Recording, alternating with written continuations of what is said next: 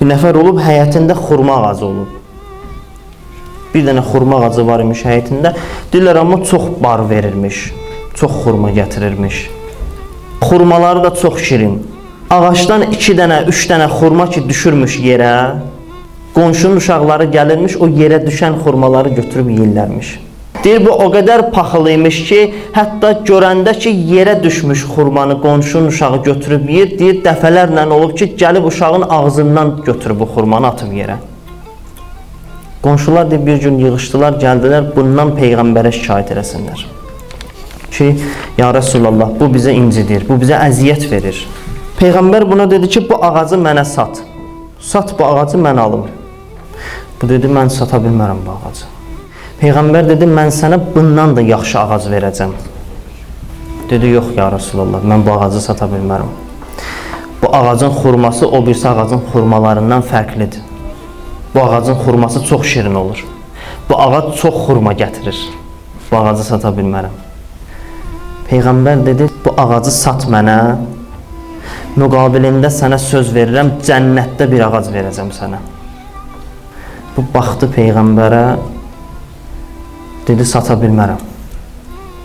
Dedi, mən nəğdi bir şeyi nisyə şeylə niyə dəyişim ki? Burada xurma ağacı məndədir, bar verir, istifadə edirəm, bu nəğdidir. Mən nə bilim, mən cənnətə gedəcəm, cəhənnəmə gedəcəm, bu hələ nisyədir. Bundan o niyə dəyişim ki? Dəyişə bilmərəm. Əbu Dəhdah adında biri oturmuşdu, deyirlər, orada eşidirdi bu söhbəti. Durdu, dedi, ya Resulallah, o ağacı ki, cənnətdə ağac verirsən, mən bu ağacı gətirib sənə satsam, mənə də o ağacı verərsən. Peyğəmbər dedi, hər kim o ağacı mənə sata, cənnətdə bir ağac verəcəm ona. Gəldi, yaxınlaşdı ona, dedi, mənim bir dənə xurma bağım var. İçində, nə bilim, bəlkə 100-ə yaxın xurma ağacı. Bütün bağın hamısını satıram sənə. Dəyişirsən bir dənə ağacına. O bir ağacı sat mənə, bütün bağın hamısını verirəm sənə. Dedi, dəyişirəm hə. Verdi, bütün bağı aldı, o bir dənə ağacı gəldi, dedi, ya Resulallah, o bir ağac ki var, onu satıram sənə. Peyğəmbər dedi, alıram səndən, ver ağacı mənə. Mən də sənə söz verirəm, cənnətdə bir ağac mən sənə verəcəm. Aldı ağacı, satdı Peyğəmbərə. Xoş olun halına. Qiyamət günündə sorğu-sual vaxtı heç bir əməli olmasa belə, Allah sorğu-sual eləyir, heç bir əməli qalmaya. Sual verərlər ki, bir əməlim var cənnətə getməyə, deyər, bir əməlim yoxdur cənnətə getməyə, amma cənnətdə bir dənə ağacım var ki, Peyğəmbər verib o mənə. Cənnətə getməyə ola bilsin, əməlim yoxdur, amma cənnətin içində bir dənə ağacım var. Peyğəmbər verib o mənə. Aldı, saxladı özü üçün. Paxıl belədir. O elə bildi, qazandı. O elə bildi, nəsə əldə elədi. Amma heç nə əldə eləmədi. Əldə eləmək qalsın bir qıraqda çox uduzdu. Bu birisi də çox qazandı. Zahirən baxsan, Əbu Dəhdah çox uduzdu.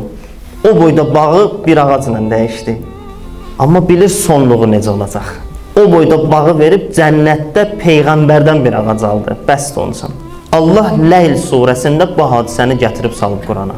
O paxıl üçün Allah buyurur və əmmə mən bəxilə və stəğnə. O kəs ki paxıldır, paxıllıq eləyir və kəzzəbə bil husna və yaxşılığı danır, cənnəti təkzib eləyir. Çünki deyir o nisyədir. Buradakı ağac nəğdidir. Cənnət nisyədir.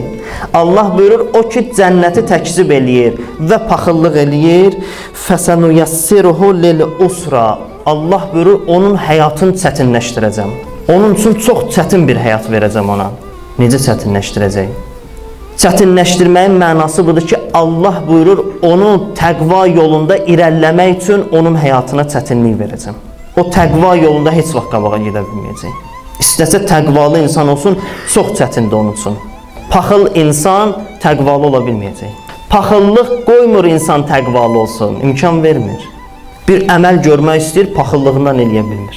İslam yolunda nəyisə vermək lazımdır, paxıllığından verə bilmir. Fürsət yaranıb. Necə ki onun üçün fürsət yaranmışdır, bir ağacla cənnəti əldə eləsin, o fürsəti dəyərləndirə bilmir. Çünki təqva yolunda çətindir onun üçün irəliləmək. Amma ikinci üçündə deyir, فَأَمَّا مَنْ أَعْتَى وَاتَّقَى. O ki əta elədi, və təqvalıdır. Allah buyurur, mən onun üçün təqva yolunda irəliləmək üçün onun işlərini asanlaşdıracağam. Onun üçün əməlləri görmək çox asan olacaq bundan sonra. O insan ki, səxavətli insandır. Səxavətin xüsusiyyəti budur.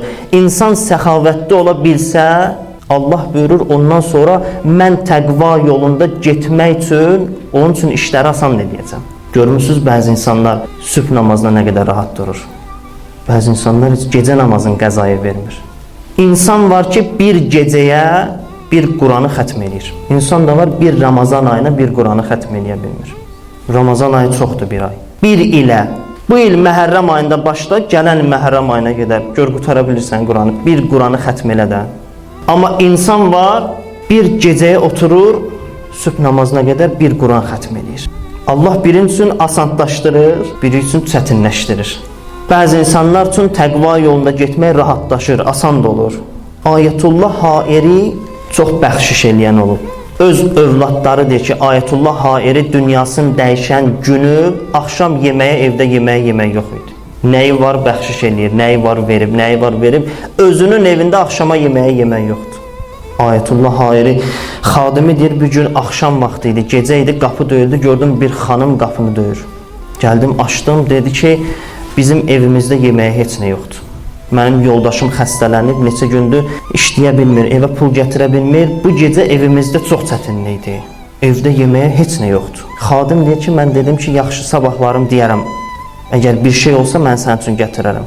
Qapını bağladım. Bağladım, deyir, elə bilirdim Ayətullah Hairi yatıb, oyaq imiş, eşidirmiş, gəldi, dayandı mənim qabağımda, dedi ki, qiyamət günündə Peyğəmbər dayansa sənin qabağında, desə sənin evində yemək var, yemək ola, sən özün tox ola, kimsə evdə ac yatır, sən Peyğəmbərə nə cavab verəcəksən? Deyir, dedim, bağışla, üzr istəyirəm, səhv eləmişəm. Səhər açılan kimi gedərəm, o xanımı taparam, yemək yapararam onu. Dedi, yox, səhər yox, mən də səndən gedəcəm, hazırla yeməyi, gedəcəyik, gecə ilə onu tapacaq, onun evinə yeməyi verib qaydacaq. Səhər nədir? O gedib evində az yatacaq, sən səhərə qədər yata bilərsən, deyir. Bu gecə ona əta eləmədik, verəcəyik. Səxavətli insanlar belədir. Onlar rahat yata bilmirlər. Ehtiyaclının ehtiyacını ödəməsə, təmin eləməsə rahat dayana bilmir. Allah da onun üçün rahatlaşdırır işləri. Ayətullah Burucerdi özü öz xatirələrində yazır bunu. Deyir, mən bir dəfə yatdım gecə yuxuda Peyğəmbəri gördüm. Gördüm Peyğəmbər oturub, yan yörəsində də çoxlu müctəhidlər oturub, çoxlu alimlər oturub. Peyğəmbərin yanında Seyyid Cavad Burucerdi adında bir alim olub. Gördüm, o düz Peyğəmbərin yanında əyləşib. Öz-özümə deyə fikirləşdim ki, axı bu məclisdə ondan da böyük müctəhidlər var.